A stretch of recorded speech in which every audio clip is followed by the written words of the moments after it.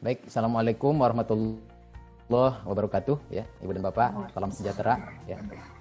Pada kesempatan ini difasilitasi oleh GTK Kemdikbud, kita dapat bersama-sama saling belajar ya terkait dengan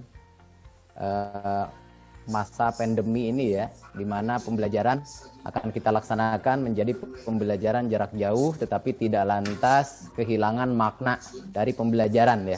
Nah, nanti yang akan kita bahas adalah terkait dengan bagaimana pembelajaran matematika untuk PJJ ini ya, terutama PJJ Luring dapat dilaksanakan tetapi tidak kehilangan makna pembelajaran dan tidak kehilangan makna dari matematikanya. Ya, hari ini bersama sahabat saya ya, Pak Nur Rohim ya. Kita bersama-sama menyampaikan ini. Saya akan membahas mulai dari filosofis dan teoritis, nanti praktisnya Pak Nur Rohim yang sudah sampai pada pelaksanaan best practice-nya.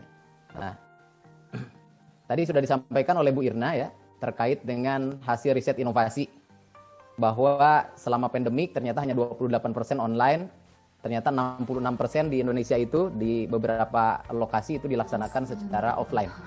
Nah, artinya pembelajaran offline merupakan solusi di masa pandemi ini untuk kita lakukan, dan ini paling memungkinkan dibanding online ya. Karena online ini hanya 28%, tapi tidak menutup kemungkinan bagi sekolah atau di satu kelas ada beberapa siswa yang mampu melaksanakan online, harusnya terbuka untuk dilaksanakan online. Sehingga pembelajaran di kelas bisa jadi ada beberapa siswa yang offline ya, bagi siswa yang mungkin bermasalah dari segi jaringan dan sebagainya, tapi ada beberapa siswa juga yang melaksanakan online. Nah, ini merdeka mereka sesuai dengan potensi internal dan eksternalnya untuk melakukan pembelajaran demikian ya. Nah, ini kesempatan dalam masa pandemik ini pembelajaran untuk dilakukan.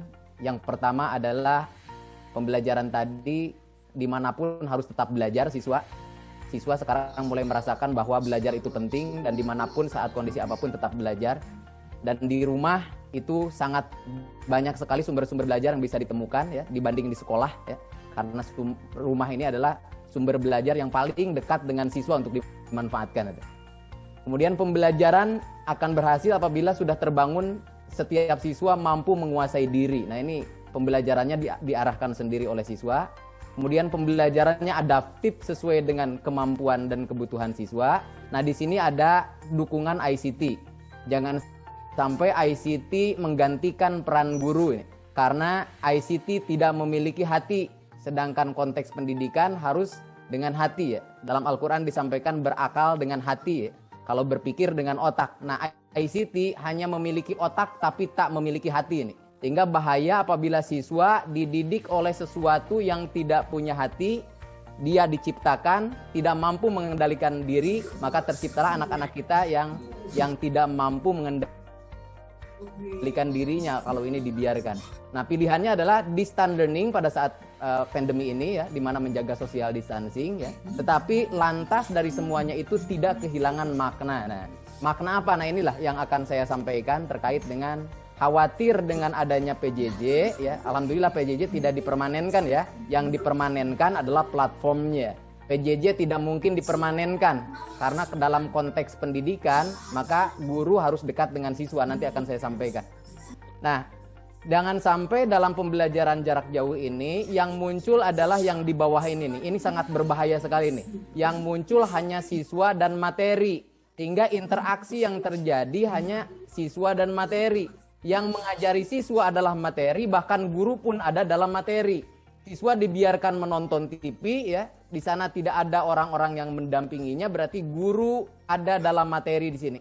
Sehingga interaksi yang terjadi adalah interaksi yang sifatnya didaktis saja, tanpa ada guru di atasnya, padahal guru memiliki peran yang sangat penting. Guru dapat mengantisipasi materi apa yang dibutuhkan siswa, di sini ada antisipasi didaktis ya, dikembangkan dalam perencanaan pembelajaran. Guru dapat mendidik siswa, di sini ada hubungan pedagogis. Nah, materi dapat memberikan sesuatu untuk siswa. Nah, kalau ini terjadi yang di bawah ini, tanpa peran yang di atas, maka pembelajaran akan sangat materialistis nih. Siswa akan berguru pada materi, materi akan memberikan sesuatu kepada siswa tanpa ada kontrol. Akibatnya muncullah siswa yang materialistis ini. Dan ini sangat berbahaya nih. Nah, sekarang pada webinar ini akan mempelajari apa? Nah, mempelajari materi matematika. Nah, sehingga ada dua hal yang perlu dipegang untuk PJJ hari ini dalam webinar ini. Yang pertama, jangan sampai PJJ kehilangan makna pembelajaran sebagai interaksi. Bukan hanya siswa dengan materi, tapi siswa dengan guru, siswa dengan siswa lainnya. Itu. Kalau interaksi itu hanya materi dan siswa, maka pembelajaran menjadi hilang maknanya. Yang ada hanya jarak jauh saja, tanpa ada pembelajaran. Nah, sehingga penting untuk kita pelajari apa itu makna pembelajaran yang sebenarnya. Jadi harus ada guru, materi, dan siswa, dan di sana harus ada interaksi. Meskipun pembelajarannya jarak jauh, maka interaksi harus terjadi. Bukan hanya siswa dengan materi, tapi guru dengan siswa itu pun harus terjadi. Nah, dengan demikian dalam pembelajaran jarak jauh, maka hadirkanlah guru selalu dekat dengan siswa. Bisa jadi secara fisik jauh, tetapi secara hati dan mental itu dekat. Misalkan melalui online ataupun melalui bahan ajar atau karya inovatif yang dikembangkan, sehingga seperti guru itu bersama siswa di pinggirnya itu. Karena ada alasan rasional kenapa guru harus dekat dengan siswa. Nah, ini akan saya sampaikan ini. Maksud dan tujuan pendidikan adalah maaf Pak Sandi sebentar. Ya. Mohon tampilan warna hitam di tampilan Bapak ada warna hitam katanya. Ya, ada warna hitam. Di sisi kanan ya. Coba. Di sisi kanan ya. Sepertinya di sini sudah nggak ada apa-apa. Sudah clear ya? Ya, sudah clear. Ya. Ya, dilanjutkan Ya, Bu ya. baik, saya sampaikan kepada host ya. Silakan Pak, dilanjut. Ya. Jadi maksud dan tujuan pendidikan adalah tertib ya. PJJ dilaksanakan harus menjunjung tinggi ketertiban ini. Jangan sampai lantas memunculkan polemik-polemik yang bermasalah. Kemudian tertib ini akan sampai kalau semuanya damai. Guru bersama siswa damai mau menerima bahwa pembelajaran ini penting untuk tetap dilakukan tetapi konteksnya jauh. Tetapi pembelajarannya jauh antara guru dan siswa. Sehingga guru akan menghadirkan hati melalui karyanya untuk tetap menjaga dan bersama siswa itu. Nah, sehingga damai ini tidak akan terjadi kalau merdeka. Nah, kalau tidak merdeka ini pembelajaran harus tetap merdeka. Dalam konteks matematika, merdeka itu adalah merdeka berpikir. Nanti akan kami ulas bagaimana bentuk kemerdekaan dalam pembelajaran matematik itu. Nah, semuanya sekarang sedang menggandrungi ini. Merdeka belajar, kemudian RPP dalam konteks merdeka dan sebagainya. Mau merdeka tapi lupa pada yang sebelah kiri itu. Tidak mungkin kita merdeka kalau satu, tidak rela berkorban itu. Sehingga rela berkorban guru bersama orang tua untuk saling mendidik anak, kemudian memberikan informasi tentang anaknya. Guru membuat perencanaan pembelajaran yang luar biasa 1 minggu atau 2 hari sebelum pelaksanaan pembelajaran jarak jauh. Itu bentuk kerelaan berkorban guru itu. Dan rela berkorban ini sebagai aktualisasi dari ikhlas, dan ikhlas merupakan dasarnya pendidikan. Nah, tujuan pendidikan adalah siswa mampu tumbuh sesuai dengan kodratnya itu. Pembelajaran yang materialistis akan membangun siswa yang tidak merdeka. Siswa yang tidak merdeka adalah siswa yang dianggap menjadi sesuatu yang tidak subjektif, dianggap sesuatu yang universal, ya. Padahal mereka terlahir sebagai manusia yang subjektif, memiliki kodrat. Nah, ketika siswa tumbuh dengan kodrat, maka tujuan pendidikan itu berhasil. Itu. Tumbuhnya siswa sesuai kodrat itu akan mampu dilakukan kalau setiap siswa mampu menguasai diri. Nah, jadi dalam konteks pembelajaran jarak jauh, kalau siswa belum mampu menguasai diri, maka siswa tidak akan mungkin berkembang sesuai dengan kodratnya. Artinya tujuan pendidikan ini menjadi gagal. Nah, menguasai diri bisa terjadi kalau setiap diri siswa itu difasilitasi untuk menyampaikan atau menggali pandangan hidupnya itu. Nah, ini ada dalam pembelajaran yang diberikan kelonggaran itu. Nah, ini dasar dari PJJ ini yang harus dipegang teguh bersama ini. Guru mampu mengembangkan kodrat siswa kalau guru paham dan tahu kodrat setiap anak itu. Menurut Ki Hajar Dewantara, tidak mungkin guru memahami kodrat anak kalau di dalamnya tidak memiliki wisheid. Wisheid adalah bersih budi, keikhlasan, kesucian jiwa. Ya. Dan itu bisa dilakukan kalau siswa berdekatan dengan anak itu. Nah, ini yang harus dipegang teguh ini. Jadi jangan sampai dalam konteks PJJ, maka lantas guru jauh dari siswa secara fisik dan mental. Boleh fisik jauh tapi mental selalu dekat. Karena tidak mungkin kodrat ini muncul atau dipahami oleh guru tanpa guru berdekatan dengan sang anak. Atau menghambakan diri kepada sang anak. Nah, dengan demikian kemenangan itu kalau siswa tumbuh dengan kodratnya. Dan itu terjadi kalau siswa dan guru mampu menguasai diri. Nah, itu adalah tentang pembelajaran. Jadi jangan sampai pembelajaran jarak jauh melanggar atau keluar dari hakikat pembelajaran yang tadi saya sampaikan. Nah, yang akan dipelajari hari ini adalah matematika. Yang kedua adalah jangan sampai siswa mempelajari matematika melalui PJJ tetapi keluar dari ideologi matematika itu. Berarti yang dipelajari bukan matematika kalau demikian. Contoh misalkan, siswa disuruh menonton TV. Misalkan di sana ada rumah belajar. Di sana ada guru yang menyampaikan sesuatu kepada siswa. Dalam konteks ideologi pendidikan matematik, yang diajarkan bukan matematik itu. Itu namanya matematik yang disastrakan ya. Sehingga muncullah yang disebut dengan sastra matematik. Nah, kita hadir di sini untuk sama-sama menyepakati belajar bersama tentang apa matematika sebenarnya itu. Supaya lantas dengan PJJ kita tidak keluar dari alur atau dari ideologi matematika itu sendiri. Nah, mempelajari tentang matematika maka banyak yang harus kita gali, tidak bisa dijelaskan satu-satu, nanti bisa dibaca. Tapi yang terpenting adalah ini nih. Hakikat matematika kita ambil dari Harel tahun 2008, jadi saya membawa teoritis filosofis ya. Kemudian nanti Pak Nur Rohim akan membawanya ke arah praktis itu. Matematika adalah matema matanein, yaitu ilmu tentang berpikir atau ilmu tentang belajar. Dengan demikian pembelajaran jarak jauh yang tidak membawa siswa untuk berpikir, maka kehilangan arah atau kehilangan pondasi atau hakikat matematik tadi itu. Nah, dengan demikian meskipun itu PJJ, maka siswa diajak berpikir, diajak belajar. Contoh misalkan ada seorang anak ya yang disuruh membeli sesuatu oleh orang tuanya, maka bisa jadi orang tuanya akan bertanya, ini uang berapa, membeli apa, cukup atau tidak, nanti kembaliannya akan berapa. Nanti kalau sudah membawa kembalian, maka tolong hitung lagi kembaliannya, betul atau salah. Nah itu kan C5 itu, evaluasi ya, dalam konteks matematika ini. Nah ini yang dibangun adalah sense of matematik atau intuisi matematik ini. Nah menurut Harel ya, matematik dipandang menjadi dua hal. Yang digandrungi guru sekarang adalah yang sebelah kanan ini, yaitu matematika sebagai materi subjek untuk dihafal, untuk dipahami. Sehingga ketika menjelaskan matematika cukup nonton Rumah Belajar, selesai matematikanya.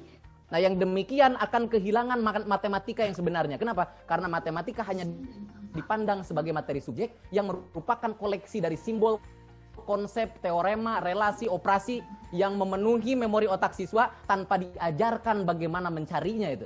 Padahal inti dari matematika yang sebenarnya selain sebagai materi subjek adalah sebagai alat konseptual. Sehingga ketika bermatematika maka proses matematisasi, siswa diajak berpikir, menemukan, mengonstruksi, merekonstruksi simbol, konsep, teorema, itu yang terpenting dibanding matematik sebagai materi subjek.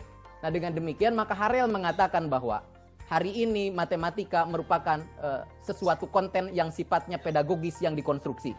Jadi kalau begitu, matematik bukan hanya koleksi dari simbol, konsep, teorema saja, yaitu materi subjek, tapi berupa alat konseptual untuk mengonstruksi itu semua. Sehingga siswa perlu dibelajarkan tentang bagaimana mengonstruksi itu melalui matematik. Nah, Ibu dan Bapak sadar atau tidak ya, sering terjadi dalam pembelajaran ya, itu kadang-kadang ada perbedaan antara persepsi siswa atau student conception, teacher conception atau persepsi guru, dan scientific conception atau konsepsi yang sebenarnya, itu konsepsi ilmiah. Ini yang disebut dengan zone of concept image differences. Jadi masing-masing punya persepsi itu. Kalau ini dihargai, maka belajar matematika akan sukses nih. Artinya apa? Artinya memandang bahwa siswa sebagai manusia yang subjektif dengan segala persepsinya, pemaknaannya, dan itu harus dihargai. Nah, dengan pembelajaran yang ada di rumah sekarang, dengan memunculkan langsung materi melalui televisi dan sebagainya, itu cenderung mengajak siswa untuk memahami sebuah konsep matematik atau objek mental matematik yang sifatnya formal universal. Kalau formal universal berarti objektif. Nah dengan demikian maka dia sebagai manusia yang subjektif tidak dihargai itu. Sekali lagi hati-hati dengan pembelajaran jarak jauh. Kenapa? Karena cenderung merdeka belajar akan tergerus ini kalau kita tidak paham. Artinya apa? Dengan hanya menonton TV yang sifatnya kebenarannya objektif atau formal universal, maka siswa diajak dibawa ke satu arah yang sifatnya kebenarannya universal tanpa dihargai dia sebagai manusia yang subjektif itu. Nah dengan demikian adanya pembelajaran jarak jauh jangan sampai memperlebar zone of concept image differences, tapi harus mempersempit perbedaan ini supaya kebenaran ini menjadi kebenaran bersama. Nah kalau ada perbedaan tadi, ini muncullah yang disebut dengan hambatan belajar. Nah, dalam pembelajaran di rumah muncul hambatan-hambatan belajar yang harus diantisipasi oleh guru. Yang pertama adalah hambatan belajar terkait dengan ontogenik atau psikologi siswa. bisa jadi terkait dengan motivasi untuk belajar matematika, bisa jadi terkait persepsi matematika, bisa jadi terkait dengan tingkat kesulitan situasi masalah yang muncul dalam matematika, itu ontogenik gitu. Yang kedua epistemologis, yaitu kemunculan sesuatu yang kontekstual bisa jadi kurang gitu. Padahal siswa sedang berada di rumah, dekat dengan sesuatu yang kontekstual tadi. Dan didaktis bisa jadi bahan ajar atau elektronik maupun bahan ajar yang cetak, bisa jadi keterurutannya itu tidak relevan dengan lintasan belajar siswa yang disebut dengan alur belajar. Nah, inilah yang disebut dengan selain kita mengenal makna pembelajaran, mengenal hakikat matematika, maka yang terakhir kita harus belajar tentang hakikat dari belajar matematika. Nah, ini jadi titik tekan untuk sangat diperhatikan oleh para guru ketika melaksanakan PJJ. Ibu dan Bapak, dalam pelaksanaan pembelajaran selama ini, jangankan saat PJJ, pada saat tatap muka saja, guru hanya bergelut di titik ini nih, yaitu bagaimana memahamkan siswa melalui way of understanding, yaitu alur pemahaman, kemudian menerapkannya dalam masalah dalam konteks assessment atau tes. Jadi guru hanya bergelut pada satu titik ini. Dalam konteks matematika, dalam hakikat matematika ini sangat berbahaya itu. Karena akan dijadikan matematika diajarkan dengan cara sastra itu. Akibatnya suara yang bagus akan mudah dipahami oleh siswa kalau guru menyampaikan dengan suara yang bagus. Mirip dengan menyampaikan ilmu matematika dengan cara sastra bahasa Indonesia itu. Nah, jadi bagaimana caranya supaya kita tidak kehilangan arah dalam belajar ini, yaitu matematika, maka ini semua harus komprehensif, bukan hanya di titik ini. Jadi yang pertama harus dilakukan adalah munculkan masalah sebagai input supaya aksi mental siswa bergerak. Karena matematik ini adalah ilmu tentang berpikir. Jadi aksi mental dalam benak siswa ini akan bergerak kalau ada masalah. Masalah muncul, maka ini menstimulus aksi mentalnya bergerak. Menduga, menyusun, membuktikan, meskipun masih acak. Tidak masalah karena memang hakikat manusia subjektif ya. Dan di sana muncul belum tersusun rapi dalam aksi mental ini ya, dalam situasi ini. Nah, di sini digiring siswa untuk menemukan sesuatu, berjuang. Nah, dalam konteks Ki Hajar Dewantara, tugas manusia hidup di alam dunia adalah berjuang. Karena siswa adalah bagian dari manusia, maka siswa dalam konteks pembelajaran dia pun harus berjuang. Nah, kalau maknanya di sini, maka hilanglah perjuangan siswa. Nah, dengan demikian maka disinilah proses mencari pengetahuan, proses bereksplorasi, proses bereksperimen yang disebut dengan ways of thinking. Di sini ada alur berpikir di mana sesuatu yang acak tadi mulai tersusun rapi dan siswa mulai mampu menemukan ini. Nah, dengan demikian pembelajaran yang bagus adalah di awal guru menyampaikan masalahnya, kemudian memunculkan situasi supaya siswa berpikir, kemudian memandirikan siswa untuk menemukan konsep-konsep matematik dengan caranya, berarti di sini muncul subjektivitas. Siswa dihargai sebagai sosok yang manusia yang subjektif. Siswa diberikan kemerdekaan untuk berpikir, berkreasi dalam titik ways of thinking ini. Nah, terakhir dengan cara ini siswa mampu mengonstruksi definisi teorema dengan persepsinya sendiri ya. Artinya dengan pemahamannya. Salah atau benar tidak penting. Yang penting adalah dia sudah berjuang dan harus dihargai. Nah, selanjutnya supaya terinstitusionalisasi maka perlu divalidasi. Jadi meskipun pembelajaran jarak jauh, maka validasi guru untuk datang ke rumahnya ya, itu sangat penting. Jangan sampai siswa mempelajari sesuatu yang salah yang membahayakan dirinya. Maka guru harus melakukan handayani dengan cara datang ke rumahnya, bisa jadi 1 minggu sekali, 2 minggu sekali. Untuk apa? Untuk memvalidasi proses dan hasil belajar siswa. Barangkali keliru gitu. Nah, di sini titiknya untuk guru memvalidasi dan supaya terinstitusionalisasi maka terakhir diberikan masalah yang relevan dengan masalah yang awal supaya terukur bahwa siswa ini memaknai pembelajaran atau tidak. Nih konteks assessment ada di sebelah sini. Nah, dengan demikian maka yang harus disiapkan oleh guru dalam pembelajaran jarak jauh matematik ini adalah siapkanlah situasi-situasi pembelajaran atau learning environment di rumahnya masing-masing, yaitu sesuatu yang mudah dilakukan oleh guru tadi ya, oleh orang tua di rumah ya. Contoh misalkan media-media atau sumber belajar yang mudah didapatkan di rumah itu. Di sini situasi aksi, biarkan siswa merumuskan sendiri, menemukan sendiri dengan caranya. Kemudian setelah itu barulah guru memvalidasinya. Terakhir barulah siswa dikuatkan terkait dengan pemaknaan dari apa yang dipelajari itu. Nah, ini adalah rasional pembelajaran matematika yang sudah disusun. Ini tidak disampaikan ya. Nah, kita lanjutkan saja. Nah, inilah tantangan PJJ ini. Jadi tantangan pada saat PJJ luring adalah 1. Kalau ini matematika, maka jangan keluar dari hakikat matematik dan belajar matematik. Yang pertama adalah merancang masalah pemicu aksi mental.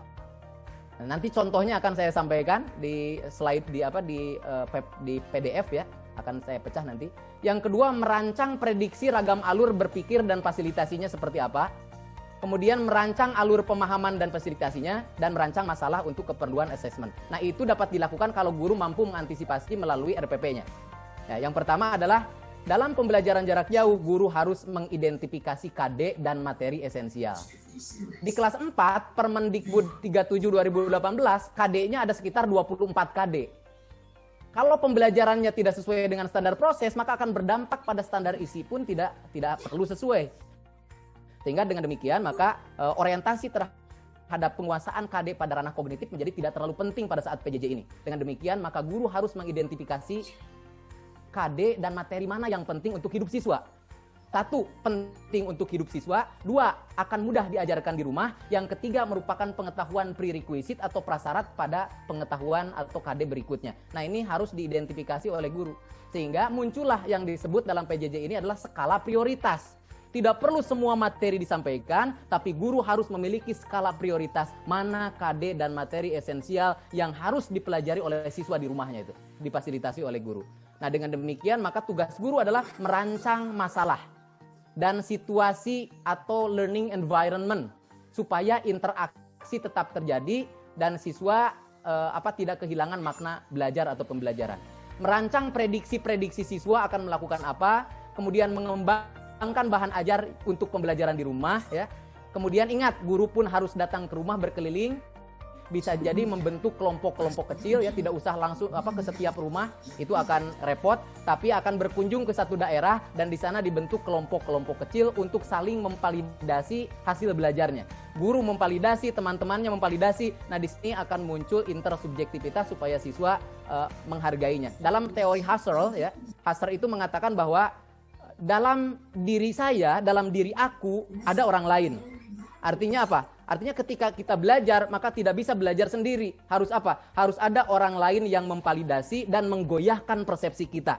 Dengan adanya goyah tadi, maka setiap diri itu ada orang lain tadi dihargai ya. Artinya apa? Artinya mencapai kebenaran tidak bisa berdasarkan subjektivitas sendiri, perlu validasi dari teman-temannya termasuk guru dan orang tua. Nah, yang terakhir adalah merancang masalah untuk keperluan asesmen.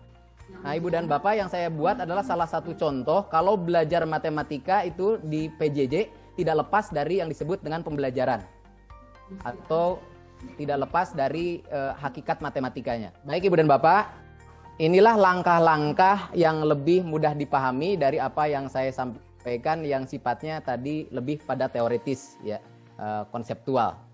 Nah, ini terkait dengan langkah-langkah perencanaan pembelajaran jarak jauh untuk matematika ya. Nah, ini sudah mengakomodasi hakikat belajar, pembelajaran, dan hakikat matematika itu sendiri. Yang pertama adalah guru harus mencermati KD pada kurikulum yang berlaku. Misalkan Permendikbud nomor 37 itu. Nah, dari KD ini maka guru perlu memfokuskan pada KD-KD yang esensial. Selanjutnya Kang, ke bawah Kang. Nah, dari KD-KD yang banyak ini ya, tidak mungkin dilaksanakan melalui PJJ semua. Ya. Maka guru perlu ya memilih ya, mengidentifikasi mana KD-KD yang esensial untuk siswa. Terus lanjut, nomor 2. Esensial di sini yang pertama adalah materi atau KD tadi itu penting untuk hidup siswa ya. Jadi ada skala prioritas. Yang kedua, KD tadi mudah dibelajarkan bersama orang tua di rumah. Ya.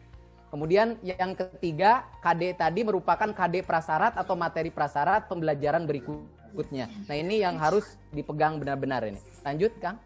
Nah, ini adalah KD-KD Permendikbud 37 yang banyak, ada sekitar 12 untuk KD pengetahuan. Lanjut, KD keterampilan pun ada 12 sehingga sangat banyak sekali. Nah, dari sini maka guru lanjut sampai bawah. Terus, Kang. Sudah, Pak. Lanjut di bawah, lanjut. Nomor 2 ini. Nah, ini. Nah, selanjutnya adalah mengidentifikasi KD esensial tadi ya, dari banyak yang KD yang banyak, maka hanya beberapa KD saja yang ternyata akan dilakukan pembelajarannya melalui PJJ di sini. Ya. Nah, kemudian selanjutnya adalah membuat rancangan jadwal PJJ. Di atas masih Kang itu loncat. loncat. Nah inilah susahnya online ya. Jadi jangankan siswa nih, kita juga seperti ini, apalagi siswa ya, siswa SD. Nah sehingga pilihan offline merupakan pilihan yang bagus itu. Kemudian selanjutnya adalah mengidentifikasi merancang jadwal pelaksanaan PJJ untuk KD esensial tadi.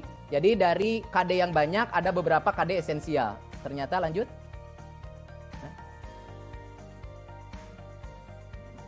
Loncat ya. Nggak apa-apa lah di sini saja. Selanjutnya setelah memilih KD esensial maka memilih materi-materi esensial. Nah di sini ada makna pecahan, nilai pecahan itu diambil dari KD yang esensial itu. Kemudian kita merancang jadwalnya. Nah yang nomor 6 inilah yang jangan dilupakan, yaitu mengembangkan dan melaksanakan RPP luring termasuk bahan ajar. Pertama merumuskan tujuan sudah biasa, merumuskan langkah-langkah pembelajaran secara umum ini juga sudah biasa. Ada 3 komponen RPP dalam Merdeka Belajar. Nah kemudian selanjutnya adalah merancang masalah. Nah ini yang penting nih, merancang masalah sebagai pemicu aksi mental. Contoh misalkan terkait pecahan, guru membayangkan masalahnya akan muncul adalah nilai pecahan yang tepat untuk bagian yang diarsir kira-kira berapa. Nah itu masalah yang akan dimunculkan dalam pembelajaran oleh guru. Nah dengan demikian dalam konteks pembelajaran matematika maka guru harus merancang situasi-situasi yang dekat dengan hidup siswa dan mudah dilaksanakan dengan pembelajaran di rumah. Contoh misalkan ada kue dimakan oleh anak tadi ya. Nah ini kue dimakan 1. Nah kira-kira yang dimakan berapa bagian tuh dari yang ada di sana? Berapa bagiankah kue yang dimakan adik? Nah ini adalah menciptakan situasi-situasi aksi supaya mental siswa atau pikiran siswa mulai bergerak, menstimulus supaya mental atau pikiran siswa mulai bergerak gitu. Kemudian merancang prediksi ragam alur berpikir. Nah disinilah yang disebut dengan antisipasi. Maka guru ketika membuat bahan ajar di sini mulai diantisipasi. Kira-kira siswa akan melakukan apa? Contoh misalkan di sini. Banyak bagian yang diambil adalah titik-titik bagian. Banyak bagian keseluruhan adalah titik-titik bagian. Nilai pecahan dari bagian yang diambil adalah titik-titik. Lambang pecahannya apa? Jadi guru membuat bahan ajar yang sifatnya memandu supaya siswa melakukan alur berpikir gitu. Nah, sehingga alur berpikir itu tidak hanya 1, bisa juga beberapa. Nah, di sini alur berpikir 2 dan sebagainya itu disiapkan. Dalam konteks supaya siswa dengan bahan ajar ini mampu berjuang versi dirinya itu, difasilitasi oleh guru. Nah, selanjutnya baru masuk ke alur pemahaman. Nah, inilah yang sering dilakukan oleh guru-guru ya. Langsung nyentuh pada alur pemahaman. Contoh misalkan dengan memberikan gambar ilustrasi lingkaran menjadi 3 bagian. Langsung dituliskan. Jadi kalau begitu sepertiga adalah apa ya? Nah ini langsung pada situasi formulasi. Nah sebenarnya dalam situasi ini sepertiga adalah apa ini masih melalui versi dirinya.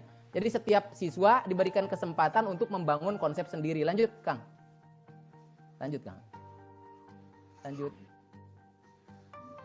Lanjut. Ya. Lanjut. Nah, selanjutnya adalah merancang situasi validasi. Nah, Ibu dan Bapak, dalam konteks matematika yang harus memvalidasi kebenaran dari apa yang dilakukannya bukan hanya orang lain. Dirinya sendiri pun harus melakukan validasi tadi. Misalkan dengan ngecek lagi hasil kerja, dengan cara melakukan cara yang beragam, hasilnya sama ya. Nah, contoh di sini adalah validasi yang dilakukan oleh diri sendiri siswa. Jadi kalau begitu banyak bagian yang diambil berapa? Ayo cek lagi. Banyak bagian keseluruhan berapa? Ayo cek lagi. Nah, siswa melakukan implicit reflection ya. Nah, kemudian selanjutnya orang tua pun harus memvalidasi nih. Belajar memvalidasi dari apa yang ditemukan oleh siswa. Termasuk melihat sumber belajar lain. Jadi di sini menurut orang tuamu sepertiga adalah apa? Menurut sumber belajar sepertiga adalah apa? Nah, kemudian barulah mengembangkan bahan ajar dan melaksanakannya dalam PJJ. Setelah siswa selesai PJJ, maka melalui bahan ajar tadi siswa guru berkeliling, guru berkeliling ke setiap rumah, ke setiap siswa untuk memvalidasi tadi. Nah, caranya adalah biarkan siswa saling berbagi hasil kerja. Contoh misalkan di sini, menurut siswa lain sepertiga adalah apa? Menurut sumber belajar sepertiga adalah apa? Menurut guru sepertiga adalah apa? Jadi, setelah terjadi validasi maka mulailah subjektivitas siswa terganggu oleh subjektivitas orang lain, membangun intersubjectivity. Nah di sini ada kata-kata jadi sepertiga adalah apa? Nah yang sering dilakukan dalam pembelajaran tatap muka maupun dalam luring adalah apa? mulai dari jadi ini sampai ke bawah nih. Jadi guru mengajari siswa mulai dari sini nih. Jadi sepertiga adalah langsung dites gitu. Artinya apa? Artinya guru melupakan aktivitas-aktivitas yang ada di atasnya itu. Padahal dalam konteks ways of thinking, hakikat belajar matematika itu harus dilalui. Nah dengan demikian maka jangan sampai guru mengajar mulai dari sini nih. Jadi sepertiga adalah apa? Nah selanjutnya baru merancang masalah dan situasi institusional supaya siswa terukur ketercapaian pembelajarannya atau dalam konteks assessment. Nah jadi sekali lagi dalam konteks pembelajaran jarak jauh, 1, jangan sampai melupakan hakikat pembelajaran. 2, jangan sampai mengajarkan matematika secara sastra, berarti hilang hakikat matematikanya. Yang kedua, jangan sampai mengajar matematika dengan cara belajar bahasa atau cara belajar yang lain. Karena matematika punya ideologi sendiri. Mengajarlah matematik dengan cara matematik, yaitu alur berpikir dan alur pemahaman. Nah, mulailah Ibu dan Bapak sadari supaya mulai dikurangi pembelajaran yang dimulai dari sini nih.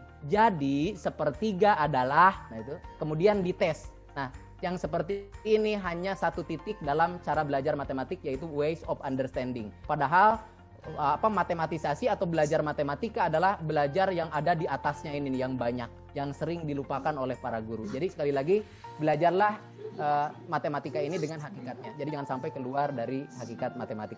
Nanti kita lihat dari Pak Nur Rohim ya. Apakah Pak Nur Rohim sudah mengajar matematik itu keluar dari hakikat matematik atau tetap menjunjung tinggi hakikat matematik karena yang dipelajari adalah matematika tadi. Terima kasih.